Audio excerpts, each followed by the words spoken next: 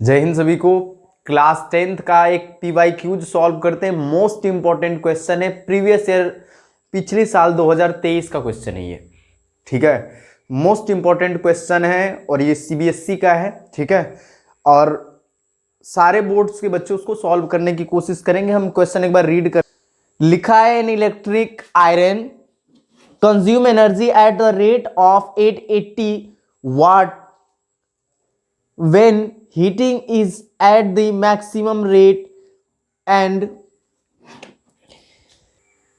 इसके बाद कह रहा है कि 330 वाट when the heating is at the minimum rate। कह रहा है कि अधिकतम और कोई आयरन रॉड है, ठीक है, इलेक्ट्रिक आयरन है और वो अधिकतम 880 वाट की जो है हीट जनरेट कर सकता है, 880 वाट शक्ति ले सकता है। इसके बाद बोल रहा है कि और कम से कम 330 वाट शक्ति ले सकता है। इसके बाद बोल रहा है कि the heating is at the minimum. इसके बाद बोल रहा है कि if the source voltage is 220 volt. कह रहा है कि जो सोर्स है, जो स्रोत है वो 220 वोल्ट का है, 220 वोल्ट का है। Calculate the current and the resistance in each case. कोई लोहे का जो है आयरन, इलेक्ट्रिक आयरन है, इसके बाद जो वो कंज्यूम करता है 880 वाट। 880 वाट जो है वो अधिकतम जो है उसमें शक्ति का ह्रास कर सकता है। स्टेटमेंट अगर आप लिखना चाहें तो लिख सकते हैं कि कोई लोहे का जो है लोहे इलेक्ट्रिक वैद्युत कोई लोहे का कंज्यूमर एनर्जी जो कि हीटर टाइप समझ सकते हैं आप, और वो कह रहा है कि 880 वाट अधिकतम शक्ति ले सकता है, अधिकतम वेस्ट कर सकता है। फिर इसके बाद बोल रहा है कि कम से कम वो जो है 330 वाट की शक्ति ले सकता है। बोला है कि दोनों केस में वो 220 वोल्ट पे काम करता है। पहला क्वेश्चन है कैलकुलेट द करंट, धारा का मान ज्ञात करना है। दूसरा क्वेश्चन है and resistance in each case, दोनों केसों में आपको रेजिस्टेंस निकालने हैं। इसके बाद बोला है कि व्हाट इज बी वाला क्वेश्चन है, उसी में 5 मार्क्स का है। बोला है what is the heating effect of an electric current. किसी भी इलेक्ट्रिक करंट का, वैद्युत धारा का उसमें प्रभाव क्या होता है, हीटिंग इफेक्ट क्या होता है। इसके बाद सी क्वेश्चन है find an expression for the amount of the heat produced when a current passes through a resistor for जो है इस टाइम सम टाइम। उसने बोला है कि जब इसमें एक एक्सप्रेशन आपको फाइंड आउट करनी है, एक फार्मूले निकालने हैं। Heat produced when a current passes through a resistor, जब इस जो है इसके अंदर से करंट पास होता है तब एक रजिस्टर के लिए आपको जो है रिलेशन फाइंड आउट करने हैं। ठीक है, ध्यान से समझना, क्वेश्चन मोस्ट इंपॉर्टेंट है। सॉल्व करें, स्टार्ट करते हैं, ध्यान से समझना। बोला है कि जो है मैक्सिमम जो उसकी शक्ति है, मतलब पी मैक्सिमम, मैक्सिमम पावर वो 880 वाट है। ठीक है, और इसकी जो मिनिमम पावर है पी मीन वो 330 वाट है। ठीक है, इसके बाद बोल रहा है कि वोल्टेज जो है वो कांस्टेंट है, वो कांस्टेंट है, वो 220 वोल्ट पे काम कर रहा है। ये पिछले साल का पेपर है, 2023 का पेपर है ये। ठीक है, मोस्ट इंपोर्टेंट सीबीएसई का क्वेश्चन है। बोल रहा है कि तब रेजिस्टर निकालो। तो रेजिस्टर अगर हमको निकालने हैं, आर निकालने, हम R1 बोल देते हैं। पहले वाले केस में R1 या R max, दूसरे वाले केस में अगर आप रिलेशन देखो P और V और R में, तो वो होता है P is equals to V square by R।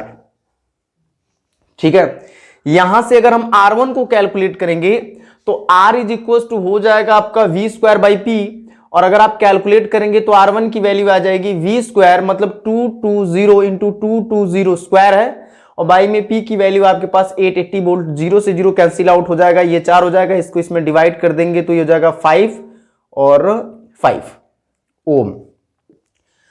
तो आपका 55 ओम रेजिस्टर आएगा इन फर्स्ट केस। ठीक है, सेकेंड केस में अगर रेजिस्टर को आप फाइंड आउट करोगे तो फिर वही रिलेशन लगाएंगे R2 के लिए V स्क्वायर बाई P2 या P मीन। यहां से मिला R2 is equal to V की वैल्यू है 220 का स्क्वायर, 220 गुणे 220 बाई में P की वैल्यू है 330। 0 से 0 आप कैंसिल आउट कर सकते हो, 11 से इसको कैंसिल आउट करोगे तो 11 का 2 से, ये 3 से, तो हमारे पास जो R2 आ रहा है 22 × 44, 440 बटा के 3, डिवाइड अगर करा जाएगा तो ये हो जाएगा 1 और ये, ठीक है। एक बार चेक कर लीजिएगा, डिवीजन चेक कर लेते हैं, तो ये 1 हो जाएगा और ये फिर 2 6, हाँ ठीक है, अप्रोक्सीमेट 146.66 ओम। ये सेकेंड पार्ट का हमारा आया आंसर। ये दोनों के रेजिस्टेंस हो गए। कह रहा है कि करंट फाइंड आउट करिए। करंट की अगर बात कर लें तो करंट के लिए हमारे पास रिलेशन होता है P is equals to V I, P is equals to V I, P is equals to V I. V की अगर बात कर लें तो हमारे पास दिया है P मैक्सिमम जब आप यूज कर रहे थे, मैक्सिमम जब आप यूज कर रहे थे तो उस समय 880 और इज इक्वल्स टू 220 और इंटू में I, इसको इससे कैंसिल आउट करेंगे तो 22 चौक 88, तो I की वैल्यू हो जाएगी 4 एम्पियर। फर्स्ट वाले केस में I की वैल्यू 4 एम्पियर कैसे आ रही है वो कैलकुलेट कर लिया। अब ध्यान समझिए, तो करंट हो गया 4 एम्पियर। दूसरे वाले के लिए भी अगर आप निकालना चाहते हैं मिनिमम करंट, तो मिनिमम करंट भी आप P बराबर VI से निकाल सकते हैं। तो 330 is equals to VI 220 into I, और 0 से 0 कैंसिल आउट हो जाएगा, ये हो जाएगा आपका 3/2 मतलब 1.5 एम्पियर, ठीक है। I की वैल्यू 1.5 एम्पियर। फिर पूछ रहा है कि हीटिंग इफेक्ट क्या होता है। तो जब भी हम किसी कंडक्टर में जो है करंट का फ्लो कराते हैं, किसी चालक में धारा प्रवाहित करते हैं, थोड़ी देर बाद वो हीट होने लगता है, गर्म होने लगता है। ऐसा क्यों होता है? क्योंकि जो इलेक्ट्रिक करंट होता है वो चेंज हो जाता है हीट के फॉर्म में, क्योंकि ये फॉर्म ऑफ एनर्जी है, ठीक है। तो जब भी किसी चालक में धारा प्रवाहित करते हैं तो वो एक रूप से दूसरे रूप में कन्वर्ट हो जाता है और उससे जो है हीट उत्पन्न होने लगता है उसमें। इसी को हम लोग कहते हैं कि उष्मीय प्रभाव, हीटिंग इफेक्ट कहते हैं। फिर इसके बाद थर्ड पार्ट पूछ रहा है कि एक ऐसा रिलेशन फाइंड आउट करिए जिसमें करंट हो, रेजिस्टर हो और हीट हो।